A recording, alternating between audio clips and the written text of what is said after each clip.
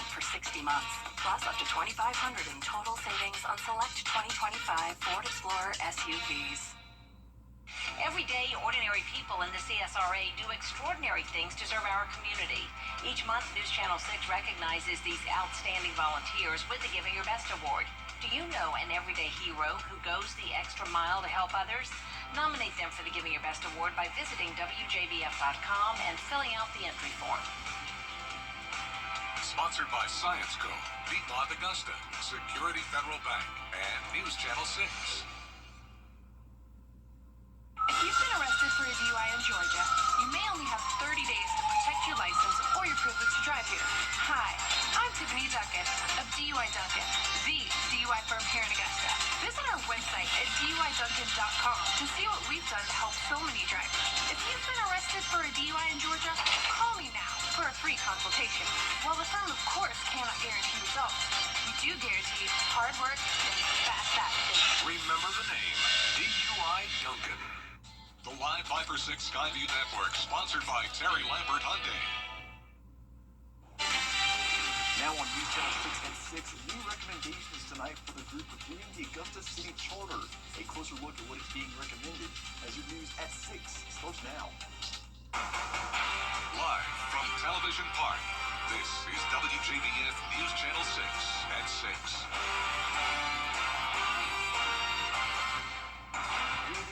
I'm Graham Lee. Thank you so much for joining us. Brad and Jenny are on assignment.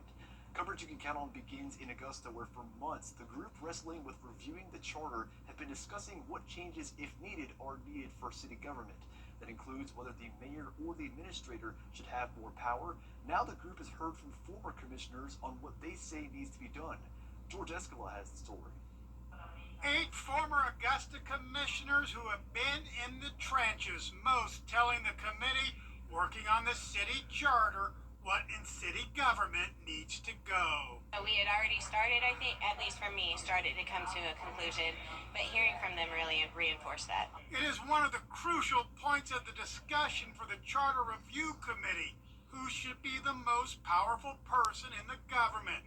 Former members say it should be a strong city manager who has the power to hire and fire department heads instead of the commission. The hiring and firing by elected officials, it hasn't worked. It's created a lot of tension. A lot of our votes that were contentious were based on who we hired. I do think it's what being a former commissioner. I think it's a direct way to go to allow a professional manager be involved in hiring and firing, and that person answers to the body as a whole. Former commissioners saying giving the manager this authority makes hiring decisions less political.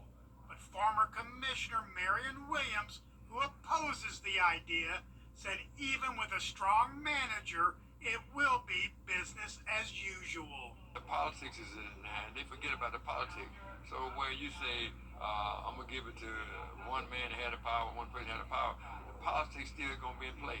If the Charter Committee does recommend a strong manager form of government, politics will be in play because that recommendation will have to be approved by the voters. I think it'll pass without a whole lot of resistance to it and everything. You'll see this end up being that it'll be a city manager form of government, and I do think that in May the people will vote for that. But that's only if the state legislature approves that change first.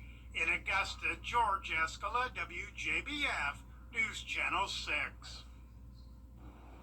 Well, as construction ramps up on downtown Augusta's new arena, we're getting a look on an update on the progress. The new renderings give us a look at what the exterior of the new arena will look like, as well as the hockey rink and suites. The new arena will hold over 10,000 people. The Coliseum Authority says the utilities work is complete and the rest of the work is on schedule. The new arena is set to be finished in 2027. This weekend is the 44th Annual Arts in the Heart Festival. Nearly 100,000 people are expected to attend the beloved event, but not all of those people are local. Arts patrons from around the country flock to Augusta for Arts in the Heart, which greatly benefits the local economy. Arts in the Heart benefits Augusta every year because, of course, it helps with our tourism. We have artists that come sometimes all the way from Canada to set up. It helps with our, our hotel economy, our restaurants. Our local businesses get more traffic. According to Destination Augusta, Arts in the Heart is expected to have a nearly $1.9 million impact on Augusta's economy. It is time now for our first check of the weather with Chief Meteorologist Jenna Petracci standing by. Jen, another beautiful day. It's warm, but beautiful. Yeah, it's great out there, Graham. You can see on our Terry Lambert Hyundai Skyview cam that it's dry here at Augusta Regional Airport, but we did just have a heavy downpour come through, and there it is on Live Viper 6.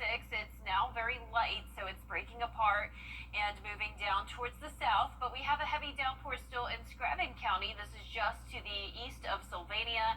Other than that, it is pretty much bone dry across the CSRA, but definitely that chance of rain now back into the forecast finally. So low 80s in Augusta because of the cloud cover and those showers, but around 10 degrees hotter in Evans and McCormick. Millen, you're also at the 90-degree mark. Aiken at 88, 87 in Gibson. Dew points are higher today in the 60s in a lot of spots, so we do have some moisture around with winds out of the south. Only up to 7 miles per hour in Augusta, 5 in Aiken, just a nice light breeze. And for the rest of your Thursday evening, we're going to be mostly clear once the sun sets, and we'll drop into the mid-70s. Now looking ahead, we have that chance of rain in the forecast over the next couple of days as well, and temperatures are going to be hitting 90 in Augusta tomorrow, and then we'll drop to 88 by Sunday. I'll have more details with a look at your future cast coming up, but back to you, Graham. All right, Jenna, thank you. Well, a Columbia County Sheriff's deputy is dead after a late-night car crash. According to an incident report, Jeremy Crookham was driving on north on Ray Owens Road late Tuesday night when his vehicle left the roadway, crashed into a fence, and overturned before hitting a tree. He was pronounced dead at the scene. The Sheriff's Office released a statement this morning calling Crookham's death a great loss for the agency and community. A man is behind bars for allegedly setting a building on fire in downtown Augusta. Police say Cameron Perkins started the fire on purpose. Witnesses told investigators that Perkins told them he lit the building on fire and planned to return to do it again. It happened this morning at an abandoned building at 12th and Broad Streets. Police say Perkins ran from police and was tased when he refused to stop. No injuries were reported from the fire. State leaders are warning you about a home at home. Coming up, South Carolina State Superintendent makes a stop in McCormick County today. What she had to say in her State of Education address next. Choose from a huge selection of frames in stock. Classic to bold, shop designer frames that fit your style. For a limited time, buy 1 pair of glasses, get 1 pair free. Morris Opticians, 3839 Washington Road, Martinez. The difference is clear. The savings are real. Buy 1 pair of glasses, get 1 pair free. Morris Opticians. South Carolina's Superintendent of Education in the CSRA today to deliver her State of Education address. Ellen Weaver made remarks and visited students this morning at the McCormick County School District. She talked about the state's plans to address teacher retention and improve test scores in schools across South Carolina. Weaver is aiming to see 75% of students around the state be at or above grade level proficiency by 2030, but she also highlighted the work of school leaders in McCormick County, as the school district has the highest growth in literacy scores in the state. The word that kept coming up over and over again was family and team. It feels like a family. We're part of a team. The results aren't just about the work that I did as an individual teacher. They're about the entire team and how we work together. And so that's what's impressed me most about what I've seen in McCormick today. McCormick County school leaders say those test scores are also thanks to the safe environment they have created for students. Along with metal detectors in the school, they also recently announced a clear backpack policy that has been effective. Education leaders from around the country were on Capitol Hill today to testify. 3 people in South Carolina are accused of embezzling money from a high school booster club. The Pickens County Sheriff's Office says the money was found missing from the Liberty High School Booster Club during an annual review. The Booster Club treasurer and 2 co-defendants are accused of using the money for personal gain. The Pickens County Sheriff's Office says the investigation is ongoing. Chief Meteorologist Jenna Petracci is back with us now. Well, we're seeing the slight chance of some isolated showers as we head into the weekend, but overall, still mostly dry, partly cloudy skies, and warm and muggy. I'll have your full Viper 6 forecast right after this break. Master Buick GM's. WJBF.com. Click, click. Every hero needs a sidekick, especially for tasks like roofing. Leave that up to us, the professionals. Roof located. So you can do main character things Like the dishes. So did you fix the roof? Oh, you know it. Just another day of being your superhero. And the laundry? If your roof needs fixing, Call Mr. Hicks.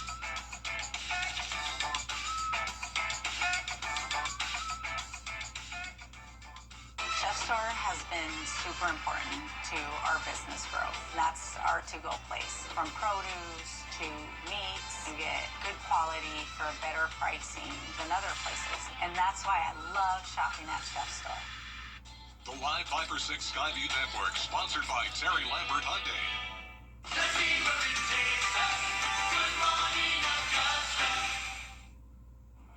Now, your most accurate forecast with WJBF Live 5 for 6. Welcome back. Here's the latest on Live Viper 6. It's definitely mostly dry out there, but we have a couple places experiencing these isolated showers that are actually bringing some heavy rain, and that's along the border of Screven and Allendale counties outside of Sylvania. But that's about all she wrote for today. We did have that shower around Augusta Regional Airport. That has fizzled out, and our Terry Lambert Hyundai Skyview cam just showing some cloud cover here in Aiken, making it look nice and shaded out here. And our temperatures definitely fell off because of the cloud cover and rain in Richmond County. We're now at 81 degrees, feeling like 84 though, and that's thanks to dew points back into the low 70s. We have a southwest wind of 7 miles per hour. Around the CSRA, we had a couple places get to 90 degrees today. Sandersville, you're still at that, but a lot of places have now fallen back into the upper 80s. High pressure's in control, so that will keep things mostly dry for now, especially by Sunday, but I am keeping that slight chance of rain in the forecast Friday and Saturday. Starting out our day with some fog possible, mid-60s, and then getting to the low 90s in the afternoon. Here's your football forecast. Game night live. Game of the week is Westside versus Aquinas in Augusta. Kickoff going to be at 86 degrees, then falling into the mid-70s. A very low chance of rain. Your Arts in the Heart forecast looking pretty good as well. Just wouldn't hurt to keep a rain jacket with you, maybe tied around your waist, because there is the possibility that some isolated showers could develop, especially Friday and Saturday. Now, those rain chances are just around 20 to 30% for now, then increasing to 40% by the time we get to next Thursday. And dew points are going to stay in the muggy range all the way up to 66, and even some places getting to those low 70s like what we're seeing today. The temperature outlook map taking us through the end of September, showing slightly above average temperatures expected in our area. So it doesn't look like we're going to be done with the 90s yet. Keep in mind, as we approach the first day of fall, average highs are now in the upper 80s. So if we get to 90 degrees, that's now considered above average. Now, isolated showers still possible across the area. I think once the sun sets, we'll really start to see that activity fade away, and it's going to be a mostly dry start to our Friday morning, with the exception of a stray shower possible. A little bit of a higher chance of rain due to the heating of the day in the afternoon, but same thing, once the sun sets, a lot of that activity fades away.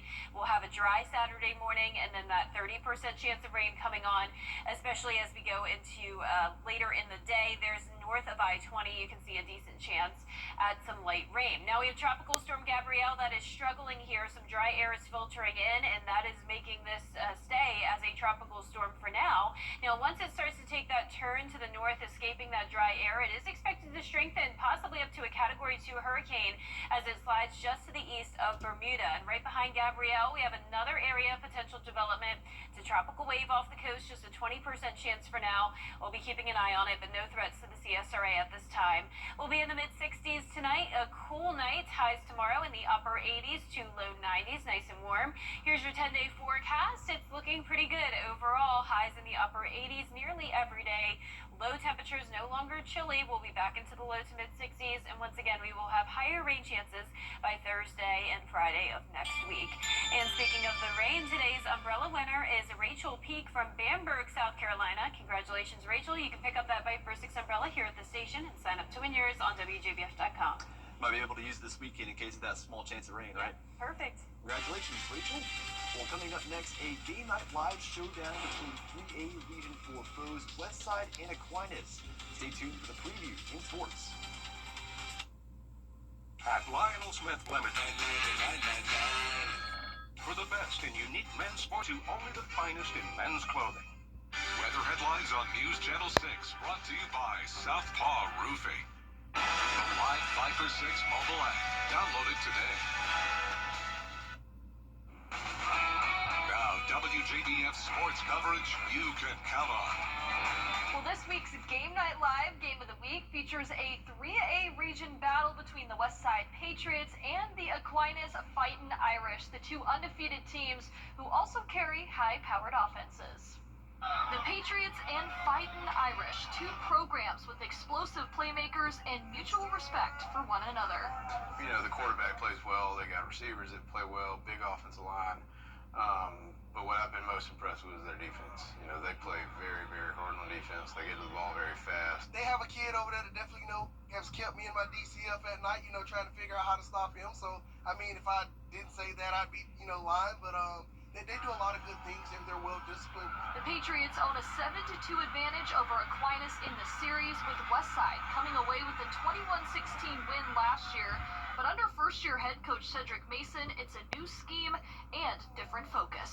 Are essential things that we need to keep doing in order to build those everyday drills. So we switched it up a little bit, added a little bit more competition this week, kind of spice things up for them to, kind of get them over the hump and get them down this backstretch. As for the Fightin' Irish, head coach James Leonard believes in his core group of players despite losing talent from last year. We knew we had a really strong receiving core. One of our best ones haven't played yet. He's coming back this week, so it's about to get stronger. And we lost some great players on defense like Jaden, but when you got somebody like Coach Beal running your defense, you're always going to figure it out. The two teams join Harlem and West Lawrence as the 4 undefeated teams in 3A, making this a pivotal game halfway through the regular season. I think this is a really, really good region, so starting off with another win would be huge for us. One of their goals, also, was to win a region championship. And so, I've been kind of dangling that over their head. Okay, this is what you said you guys want to do, or this is what it takes to get there. This is what we have to do. And also be sure to cast your votes for our Football Friday Night Player of the Week poll. This week we have 6 nominees from all around the CSRA. That includes Westside, Thompson, Saluda, Edinburgh Academy, South Aiken, and Briarwood Academy. Now you can of course vote once per day. The poll closes at 11 p.m. tomorrow night, and we will announce the winner on week 6 of Football Friday Night. That's it for sports. We'll be right back. In case we haven't met, I'm attorney Chris.